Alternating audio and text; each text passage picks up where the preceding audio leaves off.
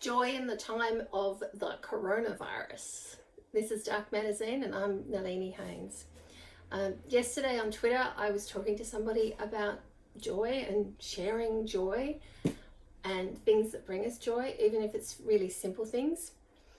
And so anyway, I promised this person an unboxing video. Yay! Came this morning. It's I believe it's some scrapbooking supplies. You can see it's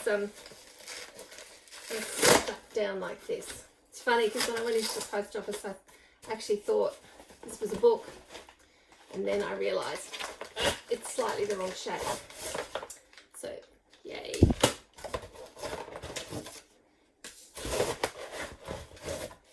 Okay, now since all the horrible things that have happened the last couple of years, I've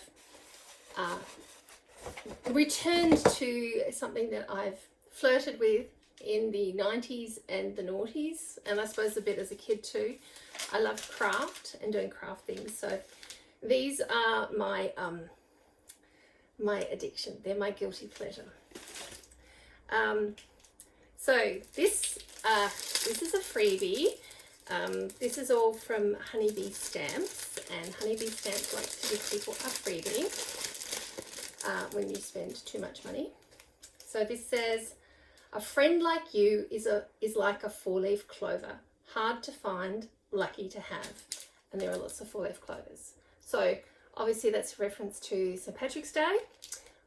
My apologies to all the Irish Catholics, because I come from family of Irish Protestants, but you know, let's live together alongside one another. This is Australia. Okay, so this is they gift wrap everything. This is a die, so I use that to do fancy cutting around things, and this is Hooray Baby Honey Cuts. So this will go with a stamp set that I have. I'll match them up shortly. And this is another die. And this says celebrate. I find it really hard to read cursive and even harder to read it backwards. And here we have some more words, because I just think the words, like when they're cut out and you have something like maybe multiple layers of the same word, can look really gorgeous. And this is welcome, special delivery, handle with care for a baby. Now my very favorite person, my two favorite people in my extended family are my grandmother and my Uncle Alec. Now my Uncle Alec died when I was a child, but he was like an older brother to me. Anyway, so many years ago I made a scrapbook on the advice of a grief counsellor, and unfortunately I cannot find it. It's in storage and we'd have to unpack everything. So, and it costs money to go and visit our things in storage, so I can't find it, but I do have a few things here, and I have a few of his baby photos, so I'm going to finish them. I several years ago, like 15 years ago, I started this baby page for him. I have a photo of Alec with my grandma and a photo of Alec on his own as a baby, and I started scrapbooking pages for them, and I never finished because it just looked plain and boring. So I've actually bought, so I'm not actually expecting a baby in the family at the moment, but yes, I bought this. Here's some stamps. So they're all about happiness and stuff like this. And if you look at Dark Matter, the website, you'll see that I've started a series. I've been sending out homemade cards of varying qualities. I always do my best, but when I'm trying to learn something new, it varies in quality. And anyway, so I'm trying different things with cards. I'm sending out thank you cards to all the Authors for Fireys guests on Dark Matter, and starting this year, I'm trying to send thank you cards to everybody who's a guest. So that can be a bit of a challenge, and I'm still catching up on the Authors for Fireys, but you know, we're getting there. So I've got, so obviously happiness, you know, this is all joyful stuff. and merry, joyful stuff like this. I love Christmas. Christmas is something that ever since I had kids, I've always set out to make Christmas a joyful occasion and a pleasure. And ever since we could actually afford Christmas, I feel like I've succeeded. And then we have celebration, and one of the good things about all of these honeybee stamps is that you can put all the different words together to make different sayings. Yeah, I'm not sure exactly how far that goes, but anyway, and obviously anybody who knows me and anybody who's been following dark matter for very long knows that I'm a coffee addict, so I have to have all things coffee, and I've got all these. And if you've been, again, following dark matter, you'll have seen the Rob McDonald. I made him a cupcake card, and I didn't have the right stamp for the, like, I was emulating Kelly Latavola, who did this gorgeous cupcake rainbow thing, and I wanted to do the same thing. Anyway, so I tried. I didn't have the right stamps, and it, you know, and I'm learning and everything. And anyway, so I decided that everybody likes cakes and cupcakes, so I've been very naughty, and I've gone and bought a cake and cupcake set. And here's the other bag that came in this parcel.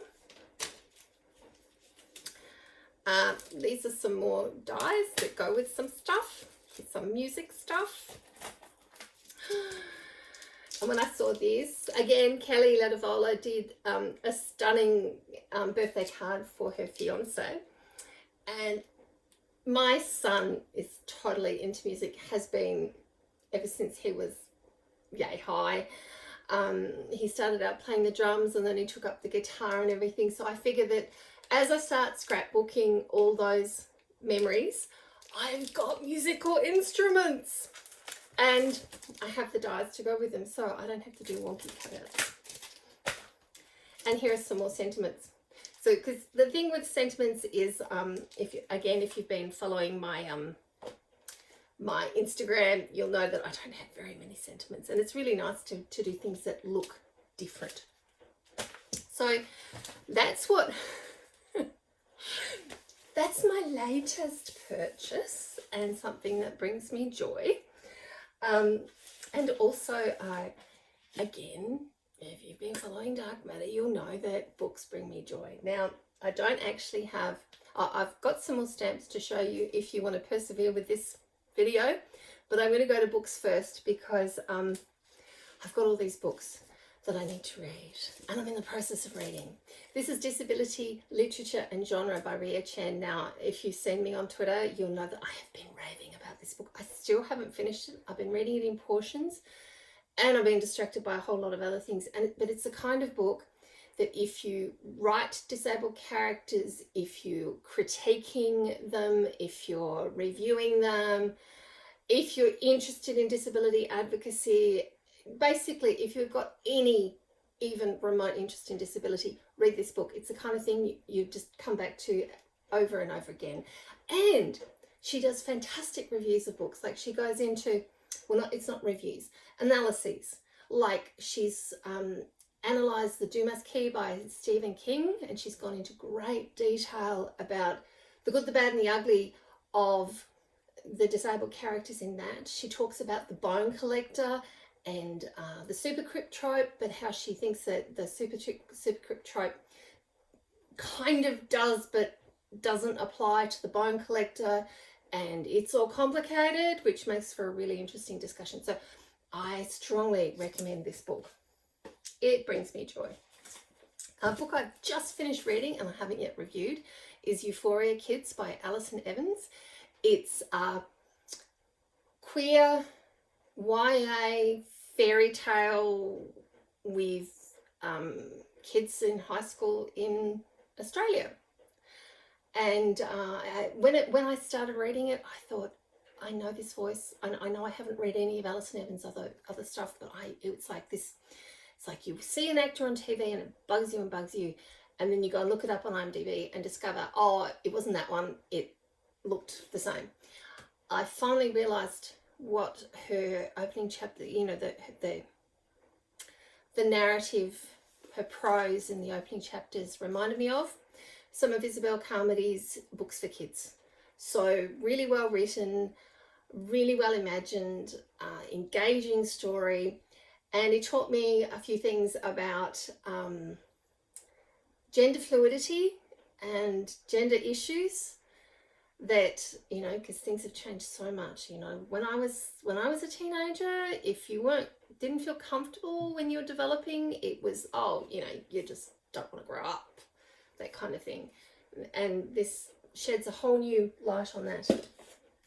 My current read is Only Mostly Devastated, which is a queer version of Grease, and I totally want to put the Grease soundtrack onto this, but I tell you what, there's something about the ending with Grease that I didn't like. It was how there seemed to be an either or, and they had to change who they were for the other person, and I don't like that. I think people need to accept themselves and be themselves, because if you're changing who you are to fit somebody else, then it's not a relationship that's going to last, and you're not going to be happy. This book turns all of that on its head, and I'm loving it. I haven't quite finished it yet, but I'm loving it. These two books came yesterday, they arrived. This is Pests by Irma Stamp. When the lights go off, the pests come out. Now, somewhere around here, I have my close-up reading glasses so I can read the blurb. Stix is a mouse who hasn't learnt how to be a pest until now. Stix lives with his very strict grandma behind the washing machine of flat 3 Peewit mansions, waiting for something fun to happen. Then one day Stix discovers a school in the basement full of other creatures just like him, except these creatures don't play by the rules, and they're going to teach Stix how to make a real pest of himself. So that sounds hilarious, and apparently this book glows in the dark. So I'm going to have a look at this at night time. This other book came yesterday. It's Hamnet by Maggie O'Farrell. Now, instead of reading the back blurb to you, I read something. It's supposed to be, yes, told in Maggie O'Farrell's unique voice, Hamnet reveals for the first time in fiction the story of heartbreaking loss which inspired Shakespeare's most celebrated play. Heart-stopping, Hamnet does for the Shakespeare story what Jean Rhys did for Jane Eyre, inhabiting, enlarging, and enriching it in ways that will alter the reader's view forever. So, and the very next paragraph says, on a summer's day in 1596, a girl in Stratford-upon-Avon takes to her bed with a fever. Well, that's something we don't know anything about these days, is it, folks? But we won't go there. This is all about joy. I have my piles of books all mixed up. Okay, now I have a pile here for Emma. Emma's my kids reviewer, but also, you know, because she has kids and her kids help her review books, but also she reviews some adult books, but this is her pile of requests. So we have Monty's Island by Emily Rodder. On a tiny island far away in a sea that ripples with magic, Monty never knows what he might find. Monty, Tawny and friends receive some startling news. Scary Mary and her pirate crew are on their way, looking for a new island to call home. What can they do? There's no way they can hide, especially when Bunchy accidentally turns the whole island stripy with her new magic wand. It's going to take one of Monty's best ideas to save them. An adventurous and delightful new series from beloved author Emily Rodder. Now, I started reading Emily Rodder's books when my kids were in primary school because I like to read their books and be able to talk to them about what they're reading. So that I thought that was, I've always loved her books. She does this great one where everything that gets lost goes into a parallel world, and the people who live in this parallel world go and shove things back. And that's why when you look for something and you know you've looked for it and you know you've looked right there and then it's there later, that's where it went. So, and I also read, I read her big series as well. But yeah, that's the one that really stuck in my head. Now this is a book about a boy who doesn't like eating vegetables. Nelson, Pumpkins and Aliens. And it's actually really funny. Emma's actually already read and reviewed this, and with help from her 7-year-old bookworm. And I borrowed it back because I'm going to be, Andrew Levins is coming onto a podcast with Dark Magazine very soon. Well, we're going to record soon, and apparently Penguin doesn't want the podcast to air until the beginning of June. So yeah, watch this space. But it will be a special G-rated episode so that the kids can listen in. And here's another book. Page 2, In the Minute I Saw You, Attraction is Easy, Falling in Love Can Be Hard.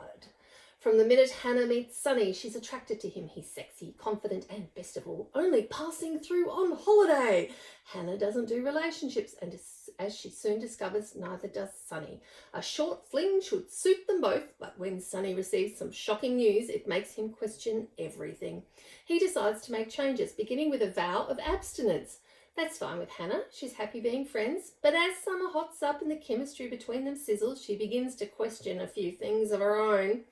Why is Hannah so resistant to finding love? What happened to Sonny to make him the way he is? And if they tear down each other's wall, will they be able to cope with what's on the other side? And Marion Keyes loves this, and Marion Keyes is one of my all-time favourite authors. So, yeah. And My Dark Vanessa. Now, this is another book where I let Emma request it, and then I saw people talking about it on Twitter, and as my husband says, I think Emma might be going to get a dog-eared copy. Not that I dog-eat books, but he's saying that, I might read it first so that I can then interview the author if she's available. Never make assumptions.